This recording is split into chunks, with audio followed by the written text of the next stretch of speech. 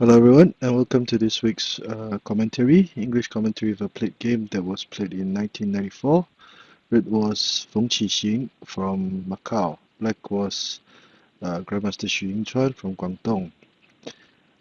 This is board number 4 of the appendix in the book um, Deception and Countermeasures in the Xiangqi opening, and I think this is one of the better boards with the commentaries in the book. There's a free ebook that's available. I've forgotten whether it contains this board, but nevertheless, let us go through the board. Red to move first, central cannon, and finally they decided to go. Black decided to go with the Screenhouse defense, even though he played h2 plus 3 for the first move. And both colors have chosen to push their 7th pawn. Red continues with r1 equals to 2. Pawn rank Chariot, edge cannon for Chariot exchange variation, which Red refused. Retreating the cannon, Red decides to develop his horse as a proper horse in this variation. A4 plus 5, a prophylactic move, so that this cannon can be protected by linking the cannons later on if need be. And Red chose the 5-9 cannons, which is one of the most complicated variations in this opening system. Black develops his right chariot as a foul chariot. Red does the same, and this will be the move that so far up till this move, everything has been going according to the opening books. So now Black decided to draw first blood with r8 plus 8. Now this is not so commonly seen. Usually Black would play c9 equals to 7 to attack the chariot, and the variations that continue are very complicated. Now perhaps the Grandmaster wanted to sound his opponent from Macau, with this very interesting move. So uh, unfortunately, Red probably lost his nerves and he chose to play h7 plus 6, which was a mistake. Now the sound move to make in this situation would be r8 plus 6. It would not be a good idea to play a6 plus 5 either, because if a6 plus 5 were played, Red will attack the chariot, and because the advisor had moved, Black would now have the opportunity to try to go for a smothered cannon checkmate. So the red chariot will be forced away, and Black will be attacking this flank very vigorously. So that was why a6 plus 5 cannot be played in this situation. The correct move, as suggested in the book by Grandmaster Zhang and Master Wenqing, was r8 plus 6 to apply pressure on this flank, since the cannon had retreated. This will be a sound move. So let's say Black tried to create more mischief with r8 equals to 3. Black would simply close the doors with h3 minus 5. Trying to chase the chariot away, trying to attack, but Red will now be able to retaliate with c5 equals to 3, thus decreasing the pressure on the elephant over here, and also more importantly, threaten to capture the black chariot with c3 equals to c3 minus 1. So this would force the black chariot away, and Red could now threaten to capture the black horse, which is very vulnerable.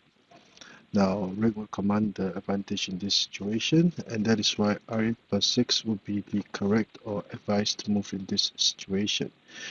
Unfortunately, Red played h7 plus 6 in this situation, and Red showed that he was caught off guard. There was insufficient preparation coming to the game in terms of this move, and the fact that he was playing against Grandmaster Yinchuan, which is arguably one of the greatest players of the game.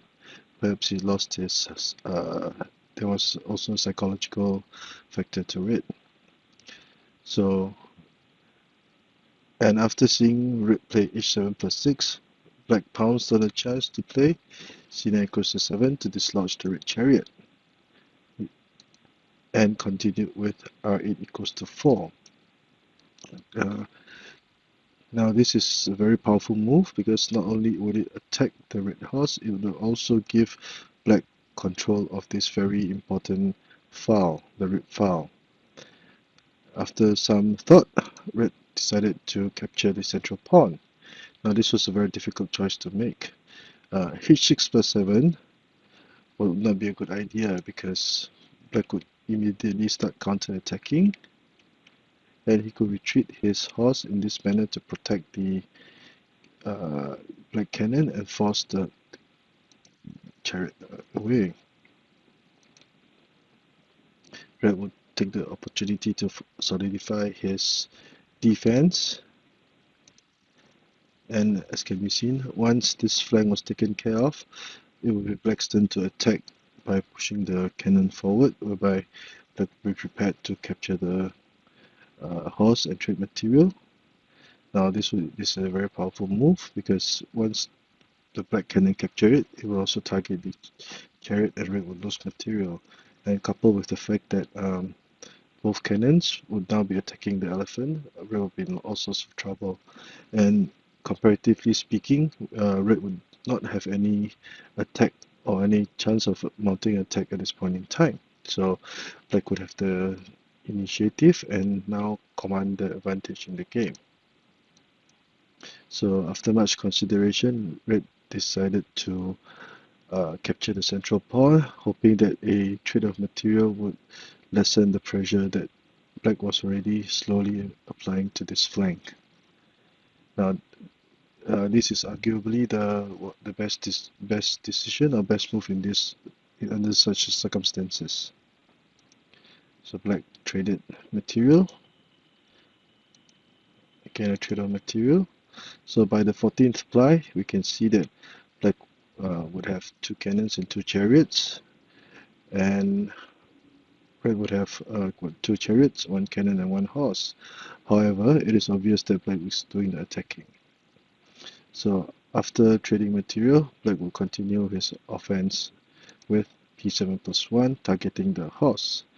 Now, this is a very powerful attack because red had not fortified his central file.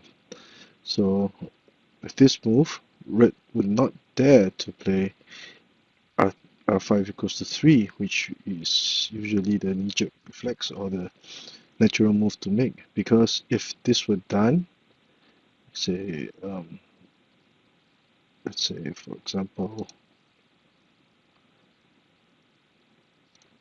example red played this move, black would apply a discovered check. This would be a check, and red would lose his chariot. So that is why c5 equals to 3 is not applicable in this situation.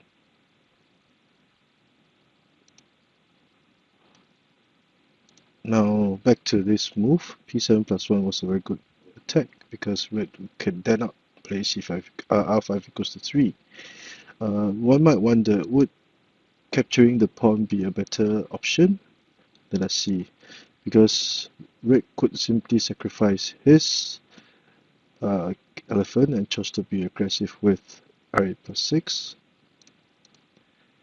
And the blacks and in this situation, even though red had sacrificed an elephant, his chariot would now be pinning the black cannon and chariot at this point in time. So red will be using only one piece to pin two of black's major pieces, and black would not have gained much in this situation. So that is why c7 plus 5 is not as good as what went on in the match with p7 plus 1. So in response to black's p7 plus 1, red defended with a4 plus 5, which is a sound move to consolidate the defense. Now, it would not be a good idea at this point to play c5 equals to 3. As mentioned earlier, this would happen and red would lose this chariot. Neither would it be a good idea to play r8 plus 6 at this point in time, because now the pawn would be attacking and black would gain a huge advantage because this horse would now be basically trapped. Now, red will lose material and probably the game. So a4 plus 5 would be a good idea at this point in time. Now, after a4 plus 5, since red did not advance his chariot, black immediately pounced on a chance to attack with c2 plus 5. Again, this would be a threat to play c2 equals to 5 for the check and capture the chariot, one of the red chariots. So black would be forced to play r5 equals to 3, and and black played c7 equals to 8. And at this point, red would choose to play e3 plus 5 to prevent the discovered check from happening. But at this time, the pawn had now crossed the river safely, and this would become a major threat. r3 equals to 4 was red's reply to this threat. And black chose to attack aggressively the red elephant.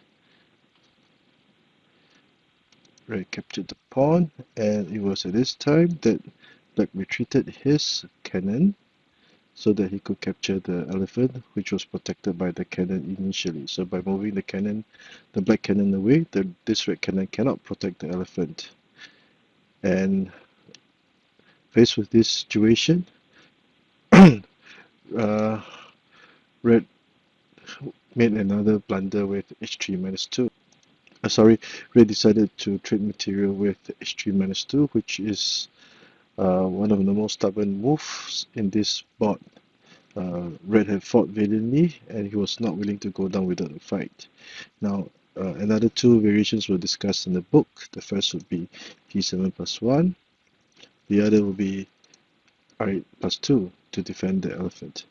So if r8 plus 2 were played, red would immediately lose his chariot to black's threat of a smarted cannon checkmate. Then the beauty of this move is now revealed. If p7 plus 1 were played, black would simply attack even more aggressively with c2 plus 4, capturing the elephant, and the red chariot would now be forced back into the corner, and black would have increased his lead by leaps and bounds in this situation. So that is why p7 plus 1 was not a good counter. It might be better than r8 plus 2, but in the match, perhaps red's h3 minus 2 was the best. And black decided to trade material. But once material was traded, red's defense would become more and more fragile. And red again advanced his cannon. So by retreating and advancing the cannon, black gained quite a bit of tempo in his attack. Now faced with the black cannon, now attacking the throat rank, red decided to play r2 equals h2 plus 3, thinking that he was out of the woods and he had a pawn advantage at this point in time. He failed to appreciate the gravity of the situation when he advanced the horse, and this would be the move that cost him the match, as we'll be see later on. So the better move or suggested move would be r4 minus 2 to protect the elephant. And black would now take his time to even the pawn advantage. It would not be a good idea to capture the central pawn, or red would simply go for the discovered check with r4 plus 7, and black's advantage will be whittled away. So although red is still on the receiving end, but the chances of forcing a draw would be much greater in this situation. So that's why r4 plus minus 2 is suggested. Unfortunately, Red did not appreciate the gravity of the situation and played h2 plus 3. And because h2 plus 3 was played, Black pounced on the chance to attack the elephants again, forcing the horse back, and he captured the edge elephant at this point in time. Now, Black would now try to take out the red pawns to ensure a winning position. So Red tried to do the same, but the black cannon would now protect the pawn and also threaten a smarter cannon checkmate should this red chariot move away. So red can only capture the pawn on the edge file, and black would do the same. And again, perhaps red thought that he had to protect the central pawn, or things would spiral out of control. However, he did not appreciate the possible deadly tactical combination by black. So instead of this, 1 equals to 5 to protect the central pawn should have been played, because by playing r1 equals to 5, the pawn will be protected and the horse will still be protecting the elephant, and red will still have a playable game. So unfortunately, red did not see the possible attacking combinations that black would continue with, and this would result in a rapid loss for red. Black would threaten to capture the horse, forcing the elephant to retreat, and by doing so, red continued with a brilliant move of r1 equals to 3 to threaten a force to threaten a spotted cannon checkmate, which would force red to sacrifice his chariot to capture the black cannon. Now, red was not willing to do so and tried to move his king to safety, but black continued his attack anyway, forcing the king up, and then retreating his chariot to the riverbank, preparing to play r4 equals to 6 for the check. Red had to defend against this move and played r1 equals to 4, and red had another option of playing r4 equals to 8, whereby now it would be a flanked attack. Red tried to protect the horse, but it was simply too late. A check was delivered, and black would play r8 equals to 7, threatening to capture the horse to gain material and possibly the red chariot. And there was nothing that red could do, and that was why red decided to resign at this point in time. So this was a very exciting match, which demonstrated the attacking prowess of the Grandmaster. A short recap would show up till this point, this would be the standard opening tabia. And in this match, black tried something interesting with r8 plus 8, and unfortunately red did not counter correctly and chose to play h7 plus 6, giving the black chariot a target to attack. But red fought stubbornly, traded material, and after trading material, black's attack was slightly nullified, but it was at this time black continued with p7 plus 1, which was a brilliant move, forcing red to defend in this manner. And black continued to pile up pressure, and black decided to sacrifice the pawn and choose to attack the elephant instead.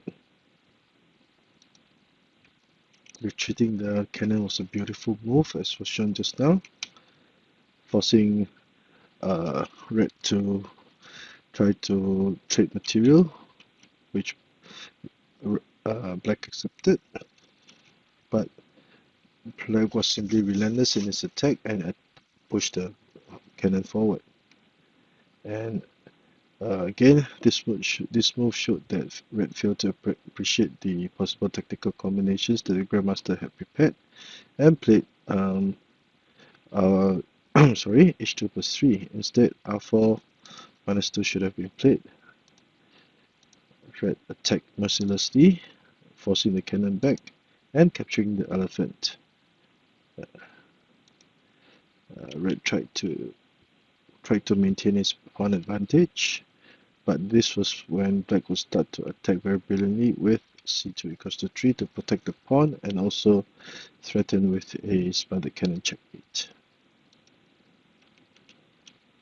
Another mistake, the elephant was not taken care of. R1 equals to 5 should have been played, and this would be the start of the Red's demise. Check. Moving the cannon, moving the chariot, sorry, maneuvering the Black chariot to the other flank, and gaining material in this instance, and that was why Red resigned. Sorry. I hope you've enjoyed this short video. If you like the work that I've been doing, please subscribe to my channel and give me a thumbs up. Thank you.